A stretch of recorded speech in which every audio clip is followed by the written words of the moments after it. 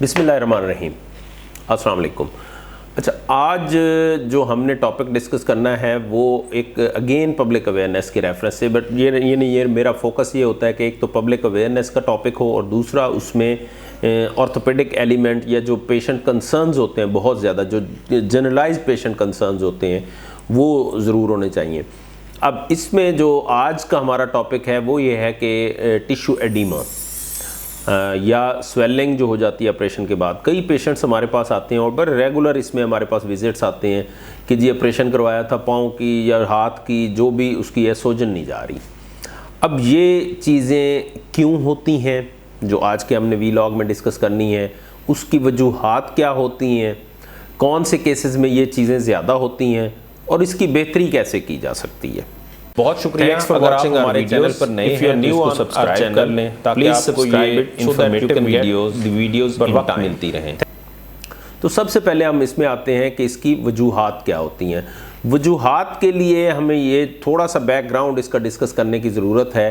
कुछ पेशेंट्स जिनमें वैसे एल्ब्यूमिन की कमी या प्रोटीन्स की कमी, जिस तरह हमारे पास मेल नरिश पेशेंट भी आ जाते हैं जिनके प्रोटीन लेवल्स या एल्ब्यूमिन लेवल्स बहुत अच्छे नहीं होते, उनमें वो जो है हीमोग्लोबिन के लेवल्स बहुत कम होते हैं और वाटर कंटेंट ज़्यादा होता है, तो उनमें टेंडेंसी होती है कि जो ही कहीं पे थोड़ी बहुत भी इन्फ्लेमेशन या सोजिश होगी तो वो वहाँ पे एडीमा या स्वेलिंग की शक्ल में नज़र आएगी।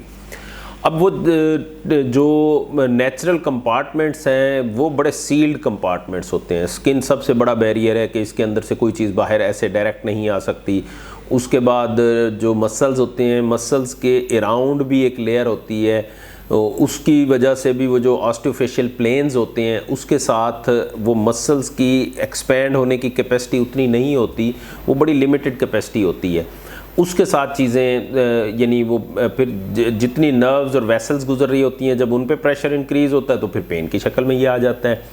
तो हमारे पास जो काफ़ी पेशेंट्स आते हैं उनमें ये इश्यूज़ होते हैं। दूसरी जो वजह होती है वो ये होती है कि जब टिश्यू हम डाइसेक्शन करते हैं या वो ट्रामा होता है तो छोटी छोटी जो वेसल्स होती हैं वो ब्रेक होती हैं और उस ब्रेकेज की वजह से काफ़ी जो है वहाँ पे स्वेलिंग और ब्लड की एक्स्ट्राविजेशन हो जाती है। तो ब्लड के साथ ब्लड के जो सेल्स होते हैं जिसे हम वो सीरम कहते हैं, वो भी एक्स्ट्राविजेट होते हैं वेसल से काफ़ी ज़्यादा, तो वो एक स्वेलिंग, लोकल स्वेलिंग वो काज करते हैं। अच्छा, और दूसरी जो पेशेंट्स की कंप्लेंट्स होती हैं वो ये होती हैं कि जनाब ऑपरेशन तो घुटने का हुआ था, पाँव पे स्वेलिंग नहीं जा रही। अब ये जो रीज़न है इसकी मोस्टली जो ऑर्थोपेडिक के प्रोसीजर्स हैं वो अंडर द टूनी के कंट्रोल होते हैं, क्योंकि ब्लड की सप्लाई हमने रोकनी होती है तो उसके लिए हम ऊपर जहाँ ऑपरेशन होना होता है उससे ऊपर हम उसको रिस्ट्रिक्ट करते हैं, रोकते हैं, उसे हम टोर्निके कहते हैं। वो टोर्निके के ज़रिए जब सर्जरी करते हैं तो जो हम नीचे प्रोसीजर कर रहे होते हैं तो उस वक्त टिश्यू एडीमा भी, वो टिश्यू डैमेज हो रहा होता है, जिसके कट्स लग रहे होते हैं, छोटी छोटी वेसल्स वो हो जाती हैं। फिर लिम्फेटिक सिस्टम जो है एक यानी स्किन के ज़रिए और इसके ज़रिए एक लिम्फेटिक्स का एक अल्लाह ताला ने एक अलहदा निज़ाम बनाया हुआ है जो कि ब्लड की वेसल से जो बाहर की तरफ एक्स्ट्रा विजेट होकर फ्लूइड निकल जाता है, तो उस फ्लूइड की ट्रांसमिशन के लिए भी एक चैनल चल रहा होता है। टूर्निके के प्रेशर की वजह से और टिश्यू के कटिंग यानी जो हम डैमेज कर रहे होते हैं कटिंग की वजह से, उसकी वजह से वो लिम्फेटिक सिस्टम भी डैमेज हो रहा होता है। जब हम टूर्निके ओपन करते हैं तो वो रिस्टोर होने की कोशिश तो करता है लेकिन उतना वो रिस्टोर होने नहीं कर पाता। डिपेंडेंट एडीमा होता है कि जब आप टांग को नीचे करेंगे या पाँव को, हाथ को नीचे रखेंगे उस पर स्वेलिंग आ जाया करेगी, और जब आप उसको ऊंचा रख लेंगे तो फिर उससे वो बेहतरी हो जाती है। तो ये तो हो गई काजेज़, ठीक है।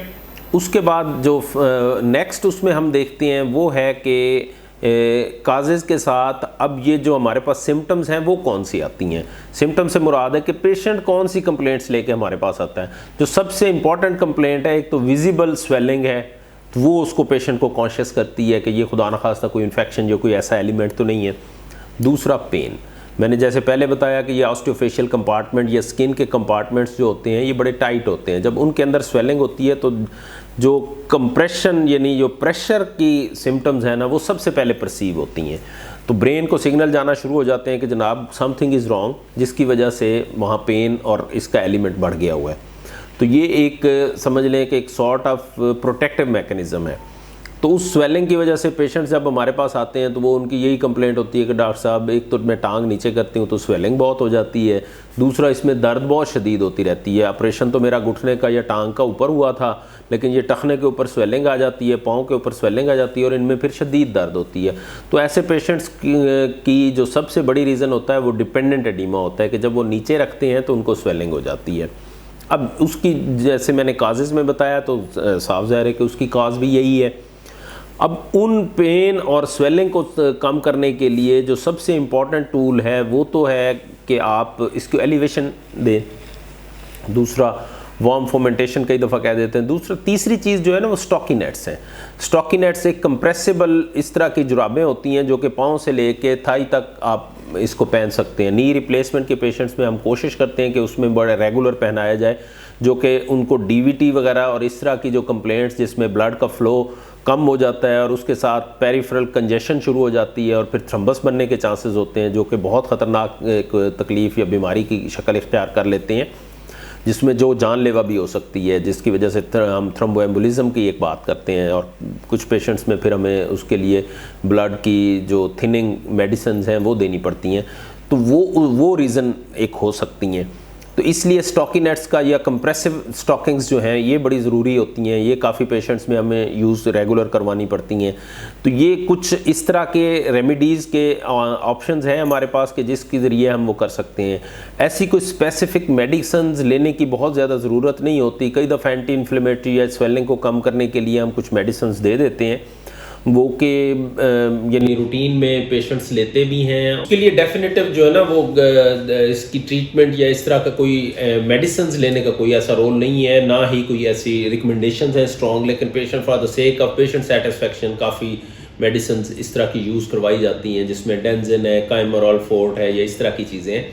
उनका कोई बहुत ज़्यादा स्पेसिफिक रोल नहीं है। स्पेसिफिक रोल यही है कि एलिवेशन करनी है, आइसिंग कई दफ़ा करने की ज़रूरत हो सकती है, या अगर वार्म फोमेंटेशन करनी है वो कर सकते हैं। उसके बाद एक तो उसकी मूवमेंट उस लिम्ब की या टोज़ की है, फिंगर्स की मूवमेंट जितनी ज़्यादा करेंगे ब्लड का फ्लो टुवर्ड्स द हार्ट बढ़ेगा और बाकी लिम्फेटिक चैनल्स जो तो ये एक चीज़ अंडरस्टैंड करने की ज़रूरत है कि ऑपरेशन के कम से कम 4 से 6 महीने तक डिपेंडेंट एडीमा होगा कि जब आप टांग नीचे लटकाएंगे, पाँव नीचे लटकाएंगे, हाथ नीचे लटकाएंगे तो ये प्रॉब्लम आएगी।